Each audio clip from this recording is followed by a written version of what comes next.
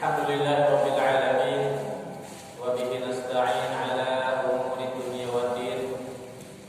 Wassalatu wassalamu ala nabiyil amin wa ala alihi wa ashabihi ajma'in.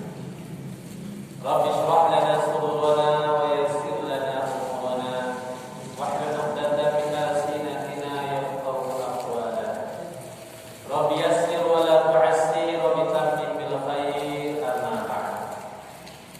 Alhamdulillah, Bapak, Ibu, jemaah yang dirahmati Allah Subhanahu wa taala. Syukur kita kepada Allah Subhanahu wa taala di mana di malam hari ini, yaitu di hari Jumat malam, yaitu hari yang mulia di sisi Allah Subhanahu wa taala, kita masih diberikan Allah Subhanahu wa taala karunia.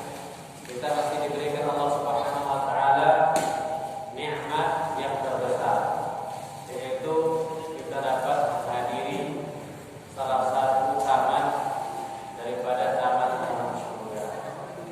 Karena kata Rasulullah SAW, jika engkau mendatangi taman-taman surga, menjumpai taman-taman surga, maka datangilah dia. Jika engkau menjumpai taman-taman surga, maka ditanya oleh para sahabat Rasulullah, wahai Rasulullah, apakah itu taman-taman surga? Maka kata Nabi Muhammad SAW, taman surga itu adalah majlisul ilmu, majelis ilmu. Sama seperti ketika kita mau masuk ke rumah seseorang, kita masuk langsung ke rumahnya atau ke halamannya terlebih dahulu? Kemana? Atau lihat belakang? Pasti kita masuk dulu ke halaman atau ke taman. Gak mungkin langsung kita lompat masuk ke rumah orang tersebut. Maka seseorang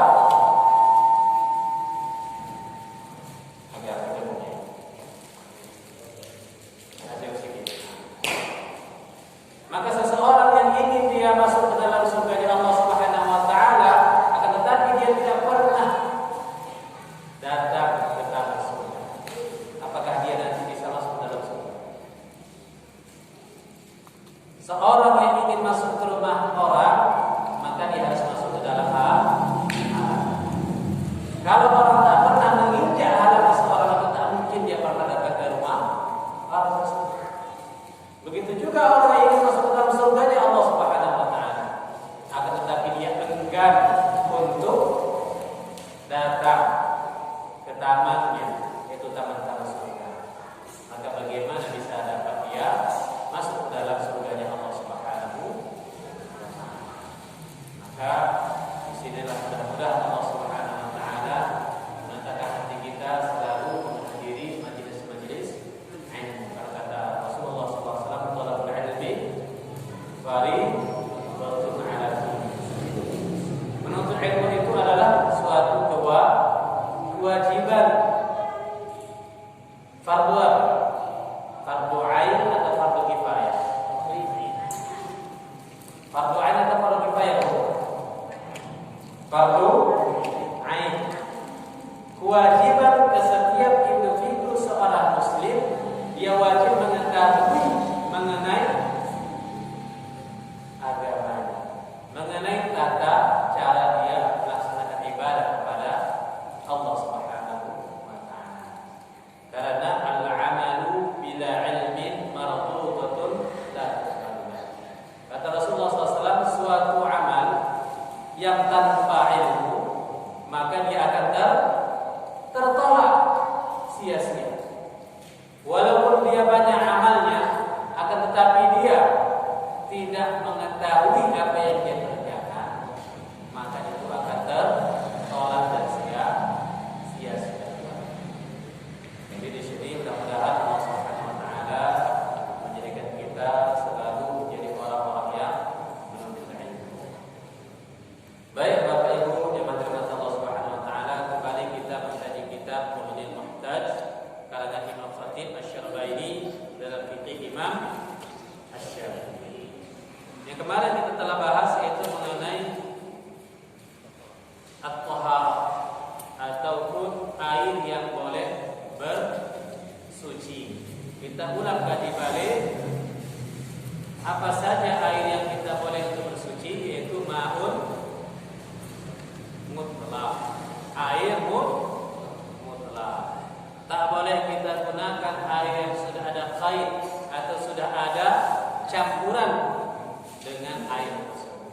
Seperti air apa? Air teh. Air apa? Kopi. Air kelapa dan lain sebagainya.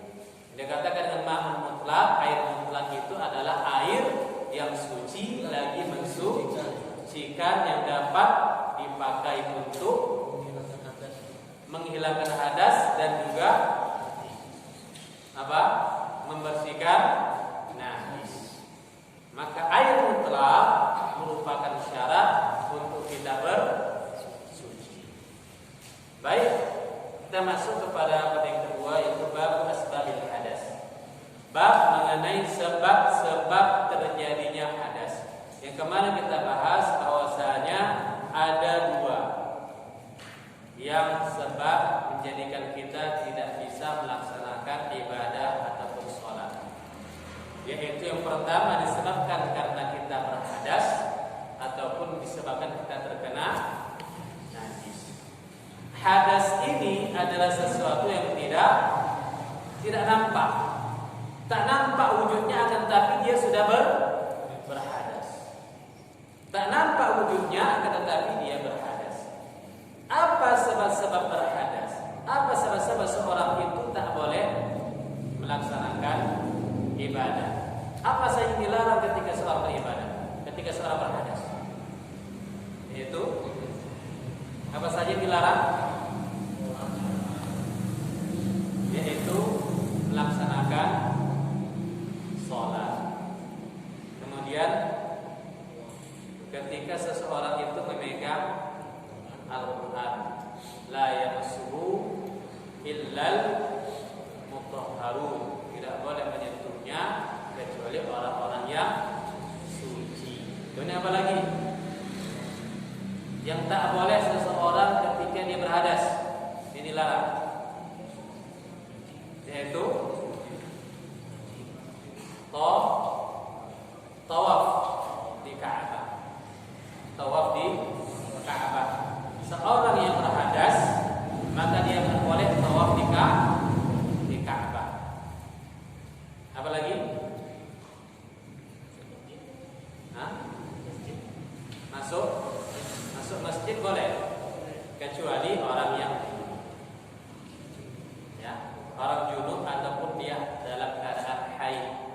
Misalnya ibu-ibu ada kajian ataupun ketika sholat Id. Ketika sholat Id, Idul Adha ataupun Idul Fitri dilaksanakan di masjid, apakah ibu-ibu boleh datang yang sedang dalam keadaan haid? Boleh tak datang ke masjid? Ke halamannya boleh, tapi tak boleh masuk ke dalam masjid. Ataupun ada kajian, ada pengajian dibuat di masjid, pengajian wirid akbar atau pengajian apa segala macam. Dia ingin datang ke masjid untuk mendengar kajian. Boleh nggak dia datang? Boleh datang, tapi tak boleh di dalam masjid. Boleh di luar masjid, di halamannya boleh. Karena seorang yang dalam keadaan haid tak boleh masuk dalam masjid. Baik, kita masuk ke dalam bab ini. Bab asbabul hadas, sebab-sebab terjadinya hadas. Dia arba'ah. Dia ada 4 sebab seseorang itu berhadas. Ahaduha khuruju syai'in min qawlihi aw qurihi. Yang pertama, khuruju syai', keluar sesuatu. Apa itu sesuatu? Ainan kana aw rihan. Dia bentuknya berat, ada bentuknya ataupun ada baunya. Ada bentuknya apa? Sama ada keluar kotoran ataupun air seni, ataupun rih, ataupun baunya. Baunya apa? Buang angin. Kalau dari bau kan buang angin. Tahiran aw najisan, sama ada suci atau najis. Ada yang suci keluar daripada kubur atau dubur? Ada yang suci? Ada yang suci? Di sini sebutkan suci ataupun najis. Kalau najis kan jelas. Kencing najis. apalagi kotoran, najis. Yang suci apa yang keluar dari situ? Mani, itu suci. Ataupun anak kok keluar dari situ juga ya. Kecuali yang dibedel ataupun sesa. Ya. Anak kok keluar dari situ juga. Ataupun entah benda-benda orang yang kena batu karang. Ya, kena batu karang. Kemudian dia minum obat, tiba-tiba keluar batu. Ini dia berhadas tidak? Keluar batu. Ya, tadi keluar air, ini keluar batu. Berhadas tidak dia? Berhadas. Kalau tadi yang suci, kalau mani dia hadas besar. Ya, bukan hadas ke jafan atau rutban, sama ada kering ataupun dia agak basah. Kan kadang mencer atau apa segala macam. Mu'tad yang biasa keluar kaulin au nadiron adamin. Yang biasa keluar yaitu baul, air seni. Ini agak sedikit kita bahas ya agak kotor sedikit. Boleh ya? Karena ini dalam permasalahan ibadah. Seperti yang biasa yaitu air kencing ataupun yang jarang keluar seperti darah. Ada terkadang orang yang dia terkena sulusul baul. Sulusul baul ini asal mendem dia keluar air. Ataupun ibu-ibu yang sedang hamil. Ibu-ibu sedang hamil bersin ataupun batuk dia pun keluar air. Ya, keluar air apa? Air seni. Maka ini seorang itu berhadas. Jadi kayak mana ketika dia sholat? Ya, ketika sholat tiba-tiba ini sedang hamil besar ataupun kakek-kakek ya, yang sudah terkena penyakit sulusul baul, yaitu sering terkencing. Gak terasa tiba-tiba keluar aja air. Maka bagaimana keadaan orang tersebut yang terkena penyakit itu, ataupun ibu-ibu yang sedang hamil karena dia besar, ya, kemudian tertekan dia bersin keluar. Orang yang sulusul baul maka dia wajib berwudu ketika masuk waktu. Ketika masuk waktu dia bersihkan, kemudian dia berwudu, sholat. Sebelum sholat dia harus tempel ataupun dia memakai pampers. Ya, kan ada tuh pampers yang untuk orang tua. Ada pampers untuk orang tua. Pakai itu. Kemudian dia sholat. Ketika sholat tiba-tiba keluar, lanjut sholat. Ya, lanjut sholat. Tetapi ketika dia mau sholat lagi, digantinya pampasnya itu, kemudian dia wudhu lagi, barulah dia melaksanakan sholat lagi. Jadi cuma untuk satu kali. Ya. Kalau ibu-ibu yang hamil yang terbiasa bersin ataupun keluar bagaimana? Keadaannya juga seperti itu. Kalau sudah terbiasa, ya, nggak bisa ditahan, asal bersin, asal batuk keluar. Ya, asal batuk ataupun bersin keluar. Maka seperti itu juga berwudu, ya, berwudu ketika masuk waktu. Tak boleh sebelum masuk waktu. Ketika masuk waktu barulah dia berwudu. Barulah ketika dia keluar tidak masalah, tetapi mesti pakai dulu pampasnya. Entah letak kapas, entah letak pembalut ataupun apa untuk wanita, barulah dia sholat.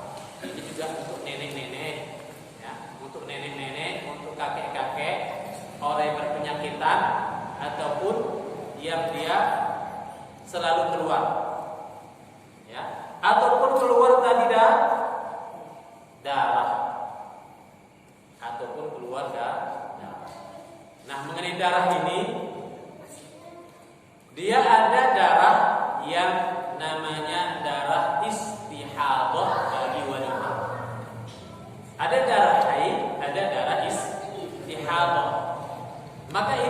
dibedakan antara darah haid dan darah istihadah. Darah haid dia keluar ketika masa yang sudah terbiasa setiap bulan, misal tanggal berapa, ataupun terkadang lewat, ataupun terkadang lebih cepat ataupun lebih lambat haid, dan dia darahnya merah kehitaman. Biasanya dia keluar haid itu 1 minggu, tetapi 2 minggu belum berhenti darah, maka ini tergolong bukan darah haid, akan tetapi darah istihadah ataupun darah penyakit. Ya, darah penyakit, dan darahnya lebih encer, tidak kental seperti darah haid. Ya, tidak merah hitam-hitaman, tetapi lebih encer. Maka ketika sudah di luar daripada kebiasaan dia 1 minggu, lewat daripada itu, kalau 1 hari, 2 hari, 3 hari tidak, itu biasa. Ya. Tetapi kalau sampai lewat 1 minggu, sampai 2 minggu, sampai 1 bulan, berarti bukan lagi namanya haid, akan tetapi namanya darah istihadah.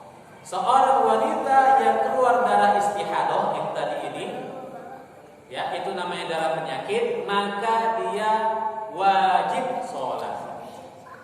Ya, wajib sholat. Dia cukup bersihkan darahnya itu, kemudian dia sholat. Kalau darah haid itu tidak wajib sholat. Kun kata Rasulullah SAW, hadis Aisyah, kunna na'muru biqada'is sholat, biqada'is shaum wa la naqdi as-sholat. Kami diperintahkan, kata Aisyah, ini hadis riwayat Aisyah, untuk mengqadha puasa, tidak mengqadha sholat. Terkadang hadis ini dipakai oleh sebagian orang yang menyatakan tidak ada qadha sholat. Ya, kadang hadis ini dipakai, hadis riwayat Aisyah ini dipakai untuk orang yang dia mengatakan tak ada itu qadha sholat. Qadha sholat ini terjadi kapan?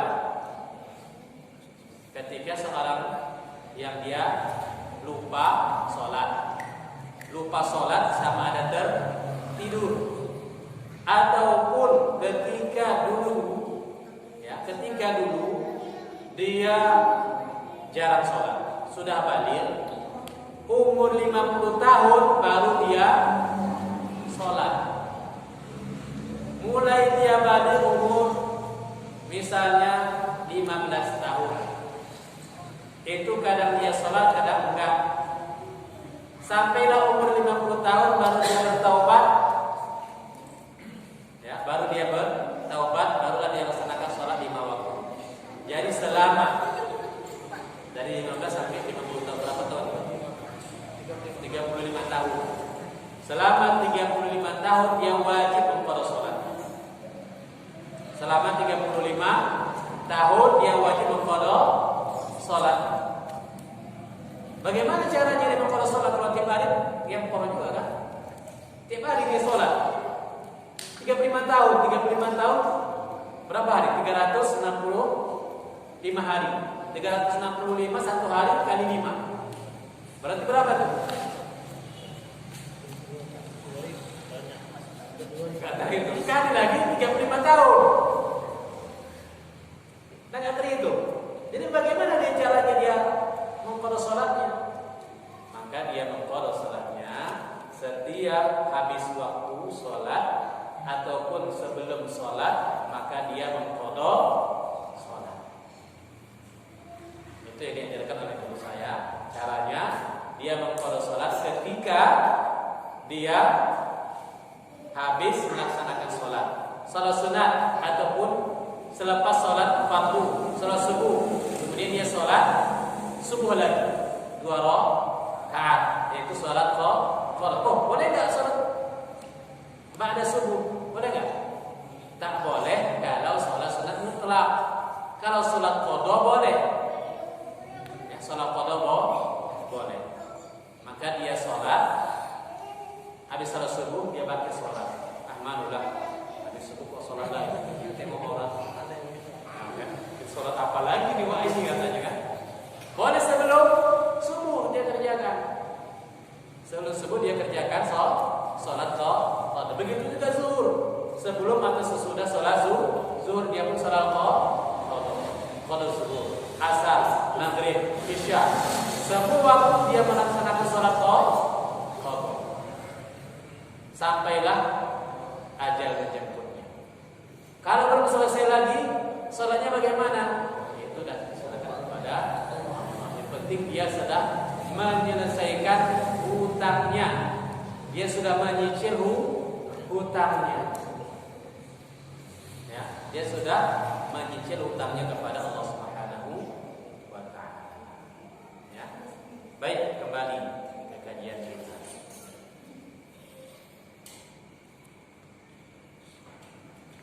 Min qubulihi, dari kubul, dari depan. Au kuburihi, dari kubul itu dari depan, yaitu tempat keluarnya air seni. Ya. Ini ada juga yang muskil. Khunsa muskil. Khunsa ini dikatakan bencong. Bencong tapi bencong beneran. Bencong tapi bencong beneran. Kayak mana? Bencong beneran, dia punya dua alat kelamin. Ketika lahir, dia memiliki dua alat kelamin. Ini namanya khunsa. Ya. Khunsa. Kalau dikatakan bencong, nanti kan kita terkadang pikiran kita ke yang laki-laki berpakaian perempuan, ataupun bencong kayak gitulah dia ya. Atau kalau di Thailand sana namanya lady boy. Pernah ke Thailand, ke Bangkok. Laki-laki itu lebih cantik daripada perempuan. Jadi potong semua, belalainya pun dipotong. Jadi cara membedakan dia bagaimana? Ini perempuan asli atau KW? Perempuan asli atau KW? Gimana cara bedakan? Nah ini aja dia. Ini nggak bisa dipotong. Makanya bapak-bapak nanti kalau pergi ke Bangkok hati-hati. Ya hati-hati. Dipanggil. Hai kata di sini kan. Rupanya perempuan KW. Banyak di sana. Di Thailand. Dan itu legal di sana. Saya dari 2 kali ke sana, ke Bangkok. Banyak itu. Makanya hati-hati, dan sana dilegalkan, semuanya dipotong, semuanya ada. Satu aja nggak disebutkan. Ini jakun. Dengan dilihat di KTP. Di KTP masih Mr. MR. Nggak boleh ditukar jadi Miss. Jadi aturan di Thailand itu nama mesti tetap Mr. walaupun dia perempuan. Itu ya. Maka ini khunsa muskil itu seseorang yang dari lahir memiliki dua alat kelamin. Ketika dia besar ataupun sudah mau akil baligh, biasanya salah satu ini akan kalah. Salah satu mati. Ya. Sama ada atasnya atau bawah. Maka dia memilih antara satu. Ini boleh operasi. Kalau yang betul-betul ada dua alat kelamin. Maka bagaimana kalau orang seperti ini? Bisa jadi dia keluar dari depan, bisa jadi dari satu lagi, dari lubangnya. Maka apabila dia keluar daripada dua-dua salah satunya, itu pun sama. Ataupun keluar darah, itu pun sama dia berhadas. Dan orang seperti ini khunsa tidak boleh menjadi imam bagi laki-laki. Kalau bencong kan boleh nggak jadi imam? Ada terkadang orang ini kan ada sifat-sifat apa? Agak laki-laki agak melambai sini istilahnya. Tiba-tiba datang dia masuk jadi imam. Boleh nggak?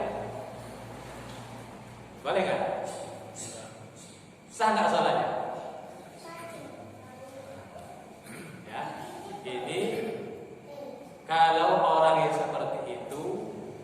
ikut namanya kepada kalau dia istilahnya menjadikan dirinya menjadi orang yang kemaju. Kalau dah bawaan daripada awal ya, itu tidak masalah. Tetapi kalau dia merubah dirinya menjadi aslinya laki-laki menjadi perempuan, maka ini tidak boleh. Jadi kita imam dengan imam yang fasik. Ya. Maka itu tidak boleh. Salatnya tetap sah, tetapi dia jadi haram. Sama seperti kita memakai salat dengan memakai pakaian yang dicuri.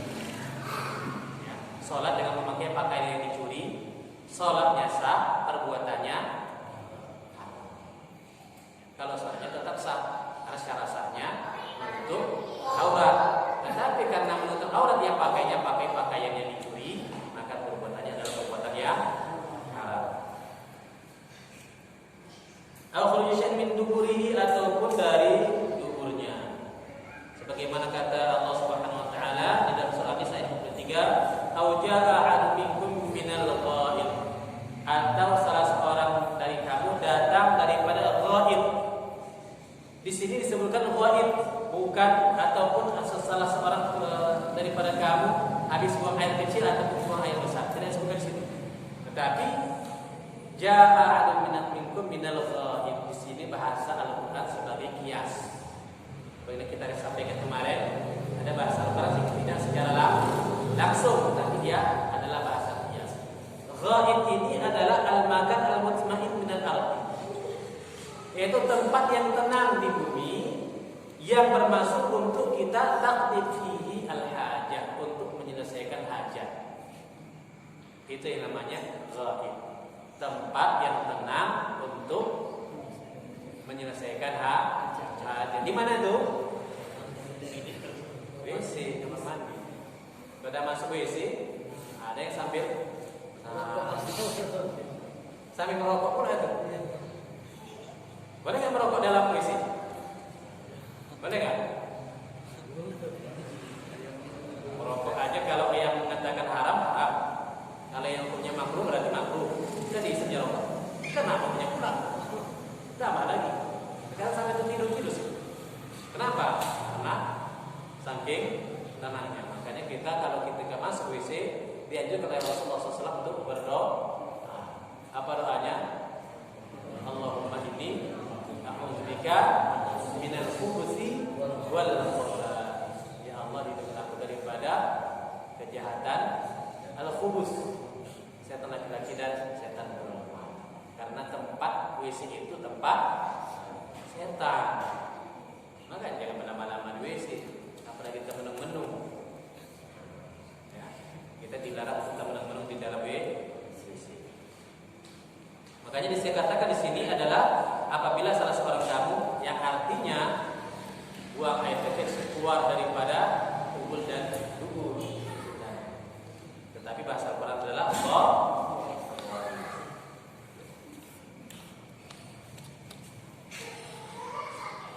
illal mani, kecuali air mani. Kalau yang tadi disebutkan bahwasanya kelainan itu adalah dia najis, kalau mani itu tidak najis. Kalaulah mani itu adalah najis, maka kita semua jadi najis. Karena kita ini dari mana? Min nutfah, daripada air mani. Mimma indafiq, kata Allah, daripada air yang memancar. Dari air yang memancar. Maka di sini ada beberapa yang keluar daripada depan. Ya. Ada namanya mani, ada mazi, ada wadi, ada air seni. Ada 4 yang biasa keluar. Apa itu? Mani, mazi, wadi, dan air seni. Oke, kita bahas satu. Apakah yang disebutkan dengan mani? Ini mesti dibedakan. Terkadang orang ini mani bukan. Makanya bahasa Al-Quran yang dikatakan dengan mani itu adalah mimma'in dafiq, air yang memancar. Maka air mani keluar dengan memancar, bukan meleleh. Dia memancar. Kemudian sifatnya itu seperti putih telur apabila dipegang agak lengket. Ini kita mesti tahu sifat air mani. Ya. Ketika nanti kita bangun tidur, tiba-tiba basah. Ini air apa? Ingat-ingat tadi malam mimpi apa? Mimpi basah atau enggak? Tiba-tiba ada keluar air. Pegang, kok berasa lengket. Maka ini air mani atau air yang lain. Ya.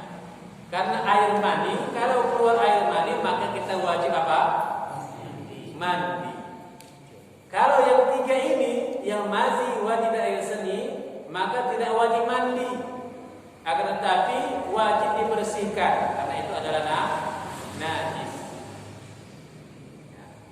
Yang tiga ini dia bukan wajib mandi, tapi dibersihkan. Kalau terkena pakaian kita, ya, terkena pakaian kita air mani, dipakai untuk sholat, apakah sah atau tidak? Sah. Kenapa? Karena ketika Rasulullah SAW dia terkena sarung Nabi itu dengan air mani, bekas air mani, kemudian ditadlik, digosok-gosok oleh Aisyah, digosok-gosoknya, ya, digosok-gosoknya, kemudian dipakai Nabi untuk sholat. Berarti air mani boleh dipakai untuk sholat. Kenapa? Karena air itu suci. Tetapi bagaimana kita bedakannya? Sifat yang pertama adalah yang memancar. Yang kedua seperti putih telur. Kemudian yang ketiga taladuz, ataupun nikmat ketika keluar. Itu taladuz. Ketika keluar ada rasa nikmat. Sama laki-laki dan perempuan. Perempuan juga ada air mani. Ya. Yang pertama tadafu ataupun memancar. Yang kedua sifatnya seperti putih telur, lengket. Yang ketiga sifatnya taladuz, ataupun ketika keluar dia merasa nikmat. Apabila ada tiga ini, maka itu adalah namanya air mani. Tidak ada yang ketiga ini, maka itu bukan air mani. Baik, itu yang pertama ya, air mani sudah.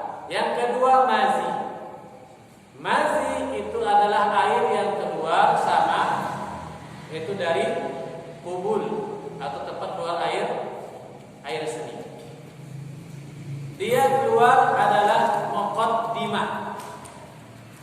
muqaddimatul a'yun, ataupun muqaddimah dari ketika seorang melihat sesuatu, ya, kemudian naik syahwatnya, kemudian keluar dia. Makanya kata Ali, ana rajul kathratul mazi. Saya laki-laki yang banyak mazi. Ya, banyak mazi. Jadi mazi ini keluar ketika naik syahwat, ya, ketika naik syahwat kemudian dia pun keluar meleleh. Sifatnya tidak memancar, tetapi meleleh. Ini keluar namanya air mazi, namanya muqaddimah, awal ketika seorang naik syahwat. Itu namanya mazi. Minum dulu ya. Ini bukan air mani.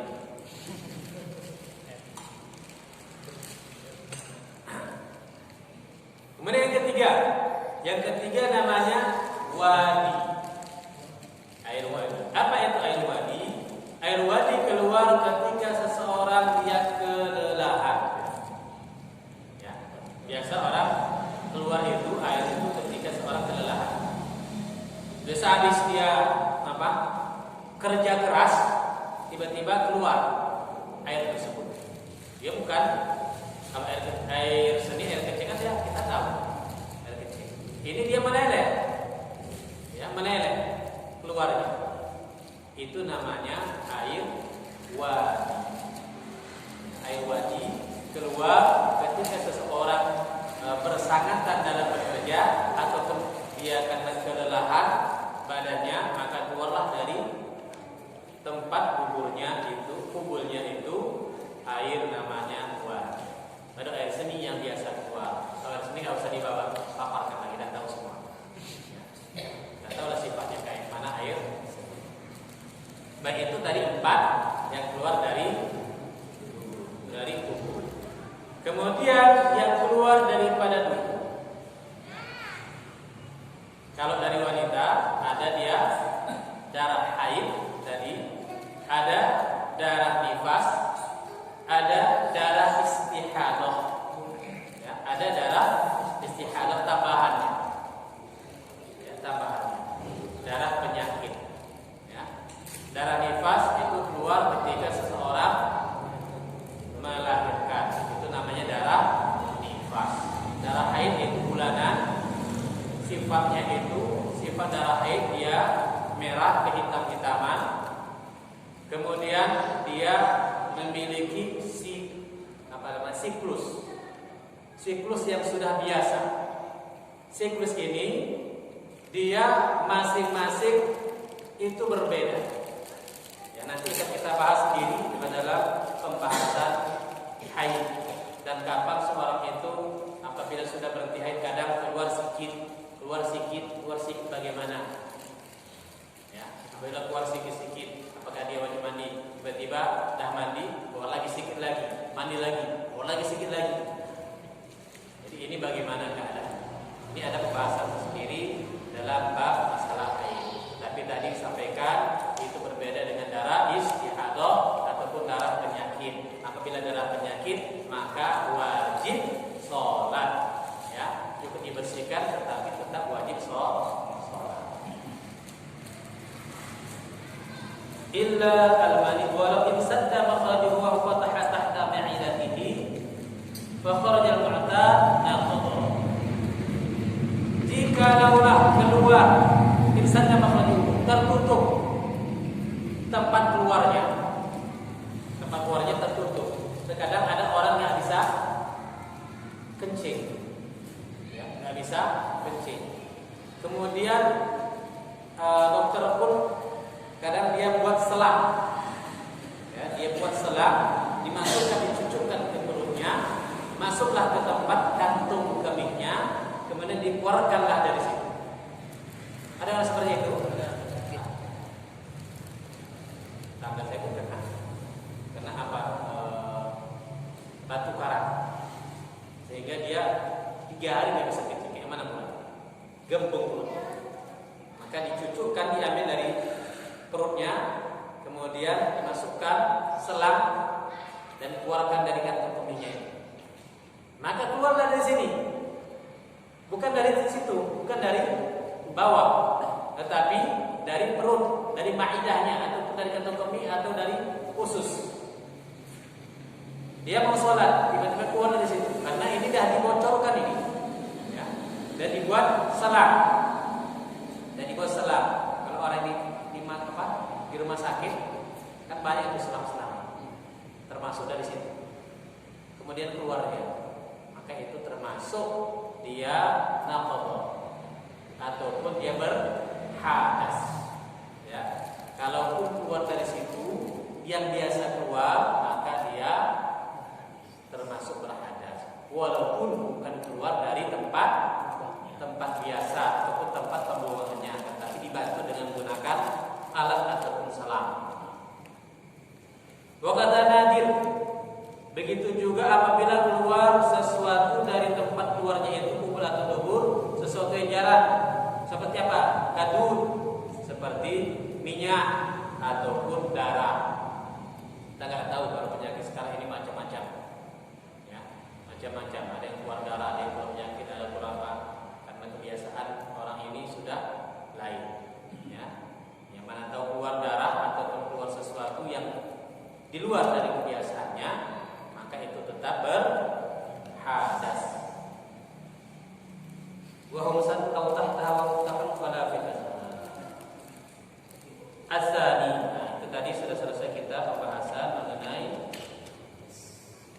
hadas.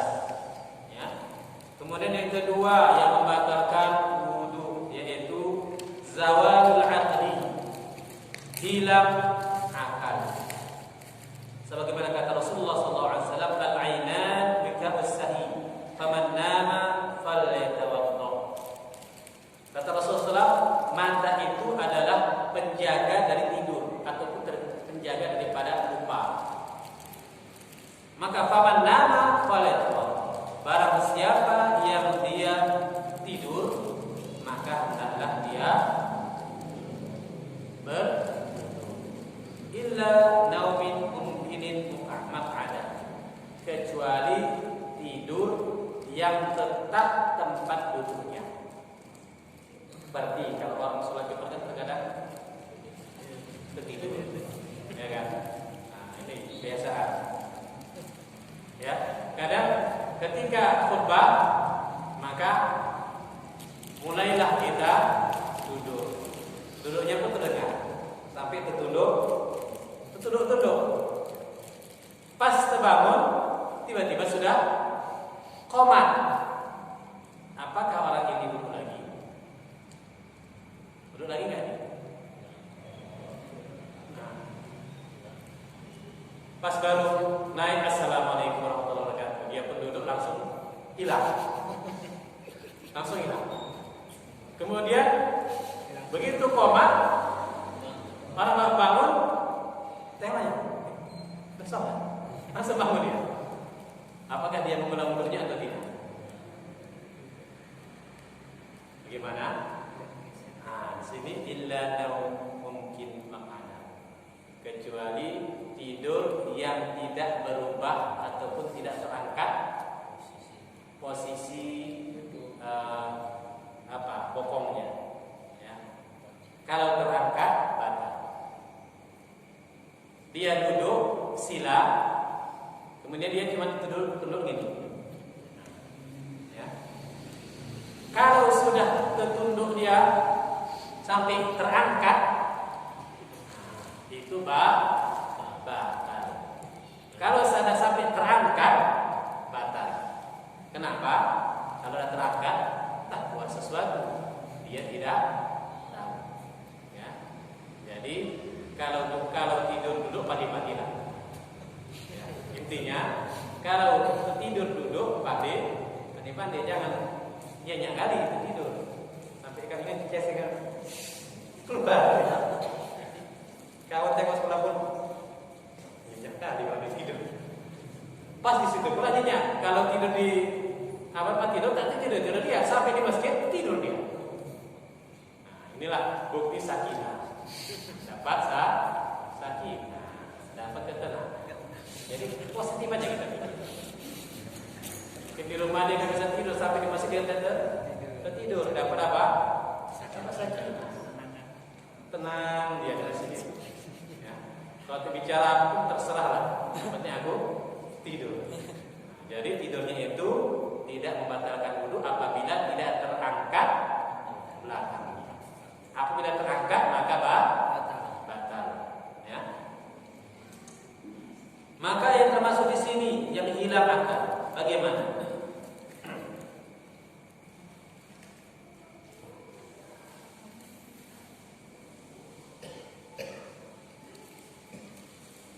Yang termasuk hilang akal di sini adalah orang yang dia termasuk orang gila. Orang gila bukan dibuat-buat gila. Kadang ada orang gila buat-buat gila. Sekarang banyak orang gila. Habis bunuh dia dibilang orang gila. Habis itu dibilang orang gila. Nah, ini bukan orang gila, itu dibuat-buat. Orang gila dia tidak sadar apa yang dia lakukan.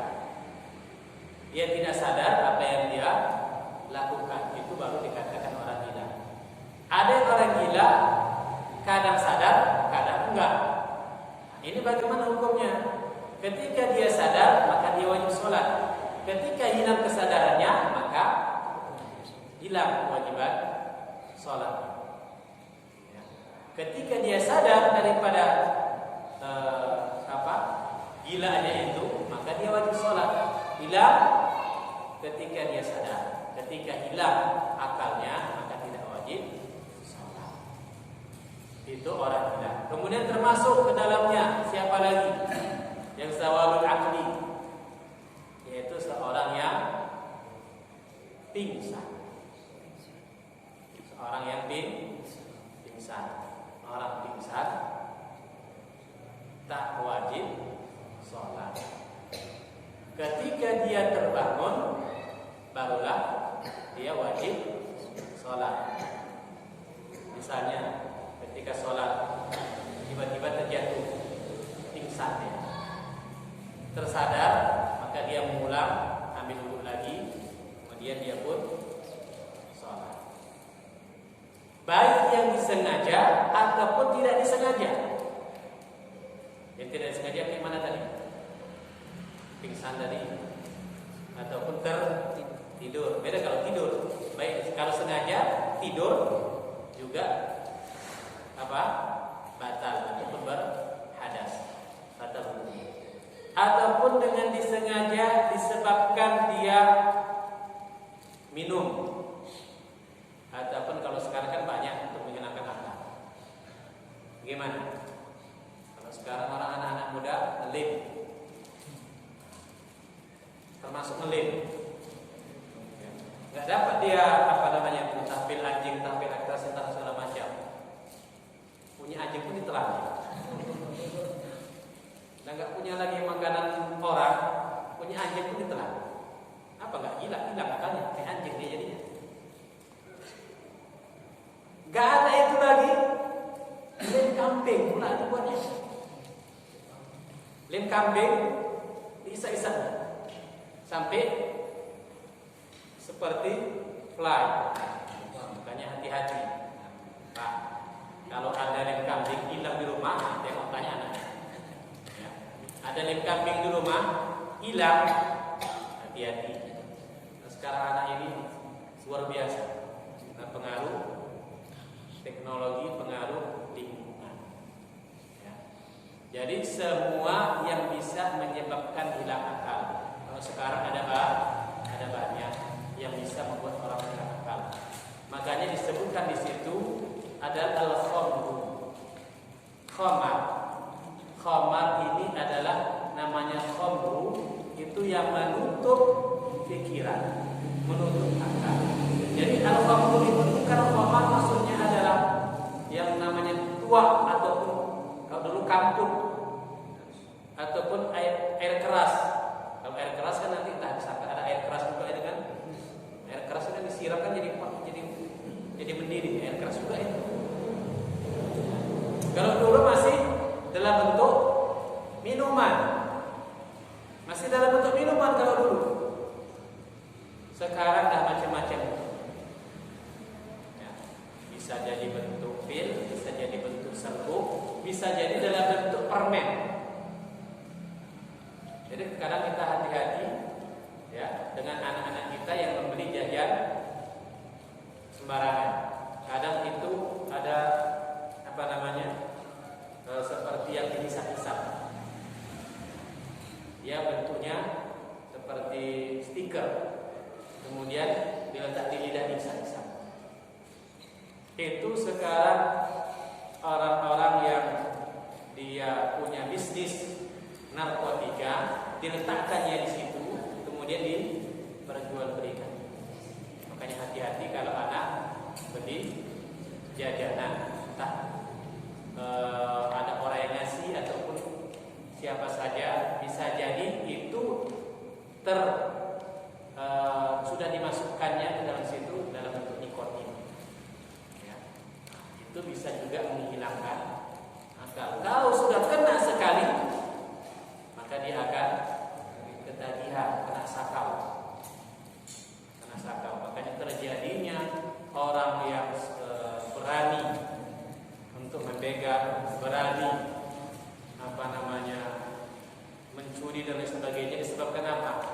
Sebab dia sudah ketagihan dan dia nggak mikir lagi, sudah hilang sudah gak mikir lagi, makanya dia berani. Kita lihat yang mencuri siapa? Anak-anak tangguh. Yang membegal, tengok. Banyak anak-anak tangguh. Sebab kenapa dia? Sebab dia sudah terkena narkotika. Makanya ini mesti kita jaga. Jangan sampai menghilangkan akal dengan cara apa? Kita dari dikasih akal oleh Allah Subhanahu wa taala. Sudah menjadi seorang manusia yang sempurna, malah dihilangkannya pula akalnya. Apa enggak gila daripada orang gila? Menghilangkan akal. Ya, jadi jangan sampai kita ataupun keluarga kita ataupun anak kita terpengaruh dengan hal-hal yang tadi, yang bentuk yang menghilangkan akal, baik dalam bentuk yang kering, baik yang dalam bentuk cair ataupun bentuk-bentuk apapun. Ya, mesti kita jaga. Itu yang hilang akal.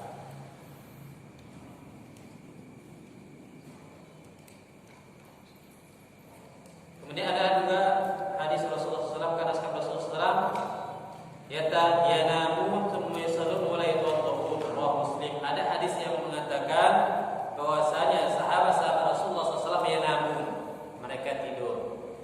Thumma yusallun, kemudian mereka salat, wa la yatawadda'un, dan mereka tidak berwudu.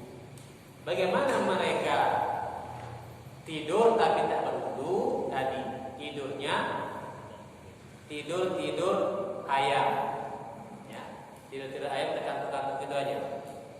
Dia duduk ketidur. Karena sampai ketika masa Nabi itu sholat isya itu lama waktu. Sholat isya ketika sudah azan 1 jam atau 2 jam kemudian barulah melaksanakan sholat isya. Makanya bukan setiap sholat itu yang lebih baik itu adalah di awal waktu. Akan tetapi sholat isya itu diakhirkan oleh Rasulullah SAW. Sholat isya diakhirkan. Makanya para sahabat sampai zikir, sampai baca Quran, sampai tertidur, tetapi tidurnya tidak kayak kita tidur langsung tertidur terlentang atau apa-apa. Ya, tapi sahabat itu tidur dengan duduk ataupun dia mustalqiyah, dia meletakkan tangannya di kepalanya, tidur. Jadi dia tidur ayam, tidak tidur pulas. Maka mereka pun tidak lagi berwudu. Kenapa? Karena tadi tidak hilang akal. Asalis iltiqa'u basyaratai ar-rajul wal mar'ah. Yang ketiga yang membatalkan wudu ataupun seorang disebutkan berhadas kecil apabila iltiqa'u basyaratai, berjumpa dua kulit ar-rajul wal mar'ah, laki-laki dan perempuan, sebagaimana dalam firman Allah Subhanahu wa taala dalam surah An-Nisa ayat 43, aula mastumun nisa, atau salah seorang kamu lamas, menyentuh wanita. Yang dimaksud dengan lamaspun kama quri'a bihi fa'atafa lamas al-maji min al-dha'id wa rasul alaihi ala tayammum. Maka yang dimaksudkan dengan lamas di sini adalah al-lamsu. Al-lamsu itu menyentuh. Itu namanya al-lamas. Dalam Syafi'i, mazhab Imam Syafi'i, Imam Syafi'i menafsirkan aula mastum itu dengan al-lamsu. Apa? Menyentuh kulit dengan kulit. Kalau dengan lapis batal enggak wudunya? Misalnya dia mau pergi sholat, ya, istrinya mau salam, dah ada wudu, maka dikasih batas. Ataupun istrinya lagi pakai mau mekena, maka salam, batal enggak? Tidak batal. Kalau adalah lapis, ini bertemu dua basyaratai ataupun kulit berjumpa dengan kulit, maka batal wudunya. Ya. Karena kata Rasulullah SAW, la'allaka lamasta, bisa jadi engkau menyentuhnya. Jadi disebut di sini dalam ayat itu lamas itu adalah menyentuh. Dan tidak ada beda, sama ada ayyakuna bisyahwat atau ikrah atau nisyana wa tuyunu zakar mamsuhan atau ghasban ainiyan al mar'ah ajuzan atau syahwan. Jadi tidak ada beda, sama ada menyentuh dengan syahwat atau tidak dengan syahwat. Aku nyentuh enggak dengan syahwat kok, jadi enggak batal, sama saja. Kalau dalam mazhab Syafi'i, kecuali dia bukan mazhab Syafi'i. Nah, kalau dalam mazhab Syafi'i sama ada dengan syahwat ataupun tidak dengan syahwat, yang penting tersentuh, maka menyentuh atau tersentuh dengan ikrah, dengan paksaan ataupun dengan tidak paksaan, ya, maka dia tetap sama batal wudhunya. Sama ada dia menyentuh orang yang kafir.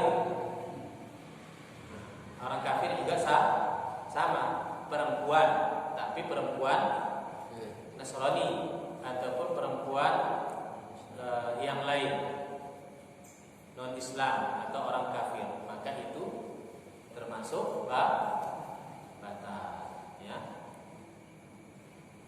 Ataupun hamba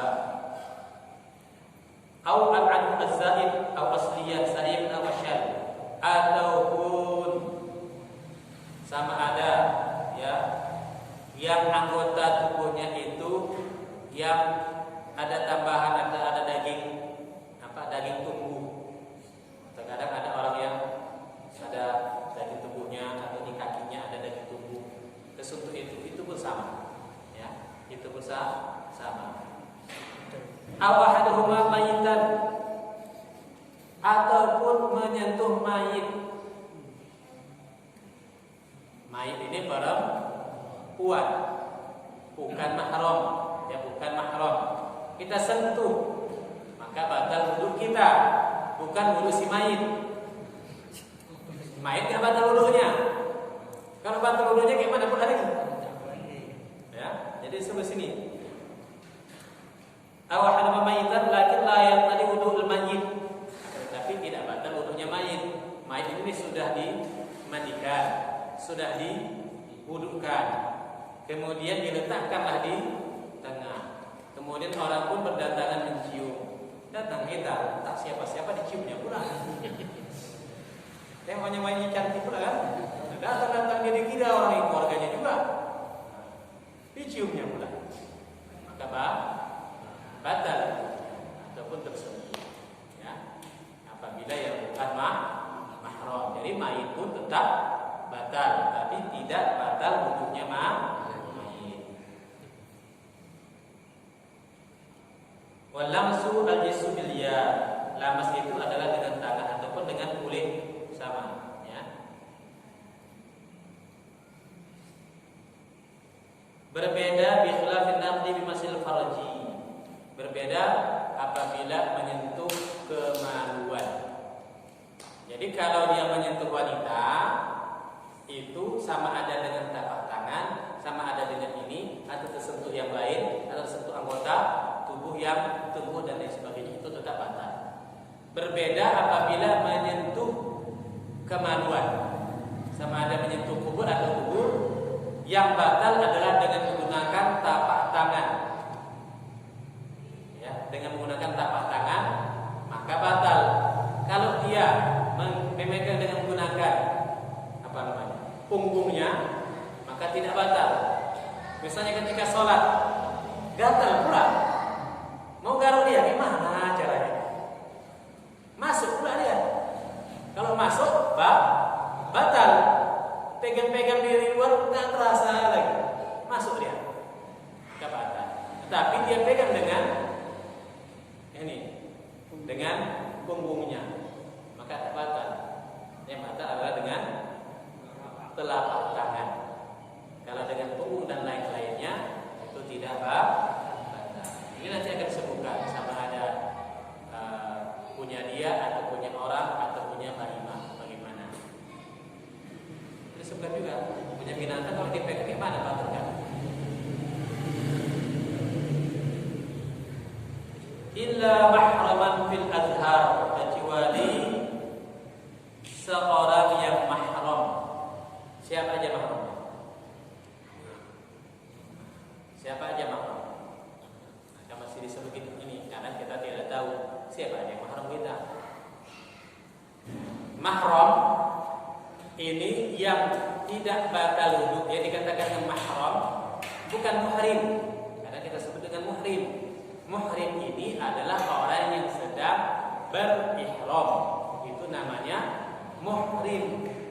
Sedangkan ibu kita, adik perempuan kita, itu namanya mahram, bukan muhrim. Ya, jadi dibalik istilah itu. Kalau muhrim adalah orang yang sedang berihram. Kalau mahram adalah wanita yang haram kita nikah. Itu namanya mahram. Siapa saja mahram kita? Yang pertama untuk memudahkan kita adalah yang ke atas. Yang ke atas, misalnya saya. Yang di atas siapa? Ini yang dari perempuan ya, ibu. Kalau perempuan berarti ayah. Ibu kita. Kemudian siapa lagi? Nenek. Ibunya ibu kita. Kemudian siapa lagi? Neneknya nenek kita. Apa teman? Atuk. Kemudian atunya atu kita. Itu sampai ke atas kalau masih ada. Ya, itu semuanya mahram. Ini belum kita cerita ke samping ya, saudara ibu atau saudara nenek. Ini masih ke atas, lurus. Kalau digariskan nanti kalau di atas itu gampang dia, tinggal gariskan ke atas. Ibu, nenek, atunya atu ke atas. Kemudian ke bawah. Yang satu turunan kita, berarti anak perempuan. Anak perempuan kita. Kemudian anaknya anak kita. Berarti cucu. Anak perempuan, cucu perempuan. Kemudian di bawah cucu kita ada cicit kita. Ada lagi di bawahnya cucu. Kenapa ada cucu ya? Di bawahnya lagi itu termasuk berarti ke atas sampai ke atas, ke bawah sampai ke bawah, berapa turunan pun dia. Kemudian ke samping berarti siapa? Saudara atau saudari kita. Saudari kandung, yaitu seayah dan seibu. Saudari kandung, seayah dan seibu. Atau saudari kandung seayah saja, ataupun saudari kandung seibu saja. Saudari kandung seayah saja, atau saudari kandung seibu saja. Di luar daripada bawaan. Itu tidak termasuk. Tahu bawaan? Yang bawaan misalnya ayah kita, ya, ayah kita melahirkan kita. Kemudian udah tua, umur 60 tahun, dia pun menikah lagi. Ya, meninggal ibu kita, ayah kita pun menikah dengan perempuan janda yang juga punya anak, ya, yang juga punya anak. Nah, ini adalah saudari, ya. Yang perempuan itu adalah saudari kita, tetapi bukan saudari seayah, seibu dan saudari seayah. Akan tetapi saudari, maksudnya saudari tiri ya. Saudari tiri bawaan itu bukan termasuk mahram. Itu bukan termasuk mahram. Yang dikatakan dengan seayah seibu, ayah kita menikah, kemudian nikah lagi, dia ada anaknya lagi dari ayah kita. Kalau misalnya mereka nikah, kemudian ada anaknya dari ibu, itu bukan ibu, bukan bawaan, tapi dari ayah kita lahir anaknya, maka itu termasuk mahram. Iya, itu termasuk mahram. Yang tidak termasuk seperti apa? Yang bawaan. Saudari seayah, seibu, atau saudari kandung, atau saudari seayah, atau saudari seibu, ataupun dari ibu, begitu juga. Ya, ibu kita menikah dengan bapak orang lain, jadi bapak kita.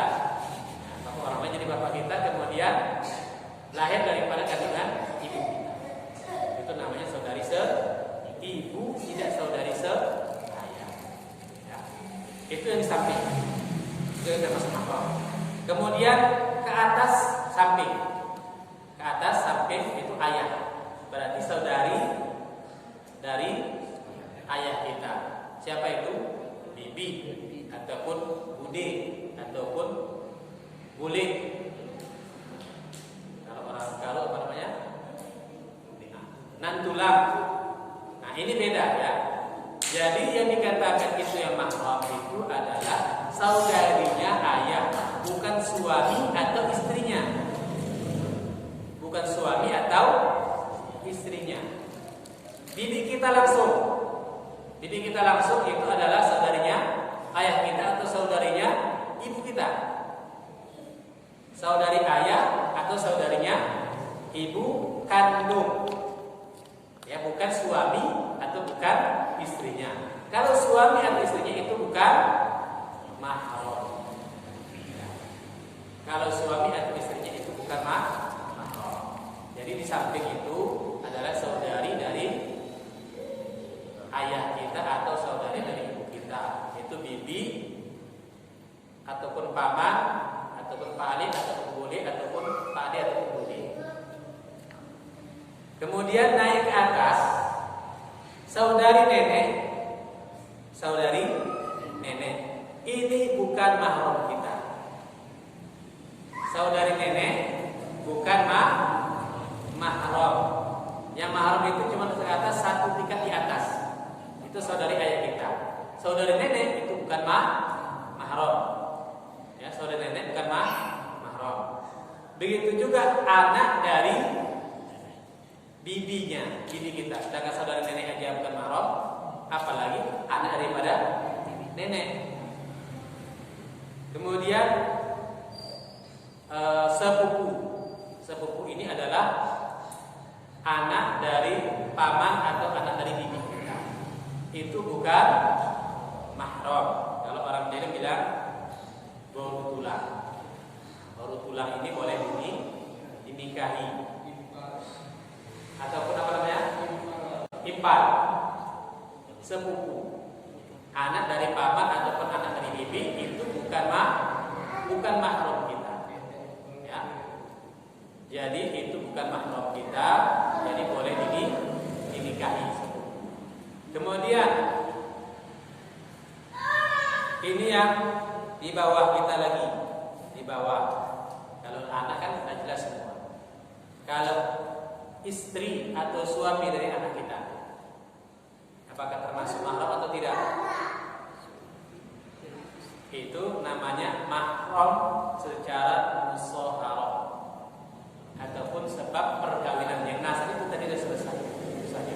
Ke atas, ke bawah semuanya. Dari bawah ke atas itu ayah, ibu, nenek dan di atas. Kemudian bawahnya yaitu anak kita, cucu, cici dan sebagainya. Dan keturunannya. Kemudian saudara atau saudari kita, samping kita, ya, saudara-saudari kita seayah seibu ataupun saudari kandung, bukan termasuk yang bawahan. Kemudian naik ke atas itu saudara ataupun saudari dari ayah. Itu saja yang dikatakan dengan mahram dari segi yang lain berarti bukan mahram. Ya. Ini mahram secara dasar. Ada yang mahram secara sesusuan. Ada yang mahram secara musyawarah. Yang dikatakan mahram secara sesusuan adalah apabila seseorang ataupun istri kita ataupun ibu kita menyusukan anak yang masih di bawah 2 tahun. Berarti umurnya masih 2 tahun ke bawah, enggak masuk anak yang dah gede. Terkadang ada juga bilang, oh ini kan istriku kan mahram. Kenapa? Aku Aku nyusu kok. Malam-malam dia nyusu juga. Anaknya nyusu gantian dia nyusu. Jadi mahram juga tadi. Kenapa? Karena sesusuhan. Ini tidak termasuk. Ya, tidak termasuk. Makanya yang dikatakan dengan saudara sesusuhan itu anak yang di bawah 2 tahun. Kalau anak yang dah 50 tahun agak masuk. Ya. Anak yang di bawah 2 tahun dan dia menyusui sampai 7 kali kenyang. Syafi'i itu 7 kali menyusui kenyang. Ya. Jadi kalau kenyang bagaimana? Anak itu susui kemudian dilepas sendiri. Karena dia keluar itu berarti sekali. Sampai 7 kali berarti dia menjadi saudara sesusuan.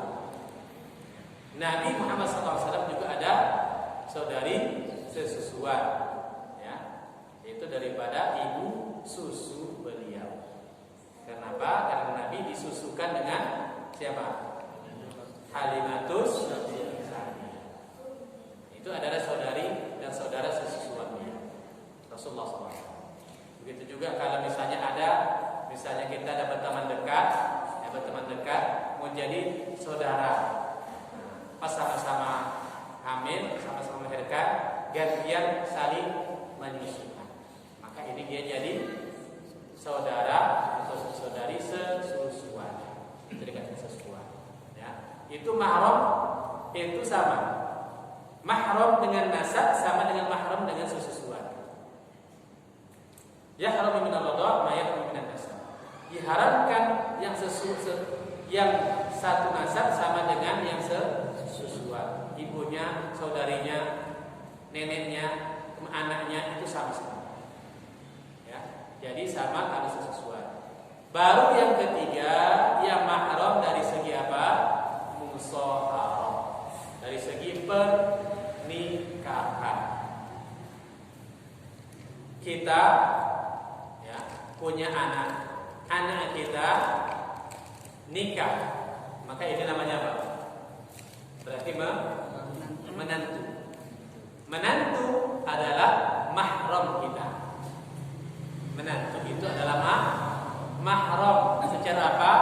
Musaharah. Ini mahram mu'abbad. Ada yang mahram mu'abbad, ada yang mahram mu'aqqad. Ada yang mahram selamanya, ada yang mahram mempunyai waktu. Mahram yang mu'abbad seperti mertua dan juga menantu. Mertua berarti ibu dari istri kita, itu berarti mahram kita. Itu mahram mu'abbad yang selamanya. Walaupun dah cerai kita tetap, ya, nggak boleh kita nikahi ibu mertua kita, walaupun sudah cerai. Ada yang mahram mu'aqqad. Mahram mu'aqqad ini seperti saudari dari istri kita. Saudari dari istri kita berarti apa? Ipar. Ada ipar ataupun kakak ipar. Ini mahram mu'aqqad, mahram yang punya waktu. Selama kita menikah dengan istri kita, kita tak boleh menikah dengan saudari dari istri kita. Tak boleh nikah dengan dua orang kakak adik. Tapi ini tetap kalau bersentuhan batal. Yang tidak batal itu adalah mahram mu'abbad, mahram yang selamanya. Yang mahram mu'aqqad bersentuhan batal. Ya, termasuk itu adalah ipar ataupun bibi daripada istri kita. Misalnya kita menikah dengan istri kita, ya, nggak boleh menikah lagi dengan adiknya ataupun kakaknya. Ini namanya mahram mu'aqqad. Ataupun menikah dengan bibinya, ini tak boleh. Ini namanya mahram mu'aqqad, mahram yang punya waktu. Apabila kita sudah cerai dengan istrinya kita, maka boleh menikah dengan adiknya ataupun dengan bibinya. Ini namanya mahram. Baik, sudah jam 11.10. Iya. Lemah al-fadha wal malmus kalam isfil azhar. Tadi illa mahraman, kecuali orang yang mahram, wala taqul saghira wa syahrun. Wallahu a'lam. Dan tidak batal saghira as-saghirah, menyentuh anak perempuan, wa sya'run, dan juga rambut, wa sinnun, dan juga sin, gigi, zafrun, dan juga kuku. Jadi nggak apa-apa kalau tersentuh giginya, maka tak mengapa, tak batal. Atau tersentuh kukunya, tak batal. Atau tersentuh rambutnya, tak batal. Ya. Ataupun anak-anak, tak batal. Ya. Yang dikatakan dengan saghirah di sini apa? Yang dikatakan dengan as-saghirah itu adalah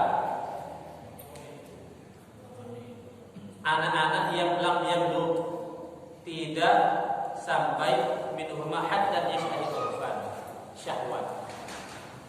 Ini kadarnya adalah kadar syahwat. Kalau anak bayi belum, anak bayi ataupun 5 tahun itu belum.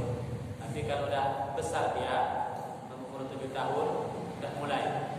Ya, umur 7 tahun, 8 tahun sudah mulai. Jadi secara uruf, secara kebiasaan. Ya, secara kebiasaan. Kita tengok anak cantik kali, nanti kita sentuh dia, batal. Ya. Kecuali orang yang punya kelainan. Kadang-kadang orang punya kelainan, suka pula dengan anak-anak. Jadi orang yang punya kelainan. Tapi secara uruf, bersentuhan dengan anak-anak yang masih kecil itu tidak sebab ar-rabi masuk kubul adabi, menyentuh kubul anak-anak. Insyaallah kita sambung di hari Jumat depan. Apabila ada pertanyaan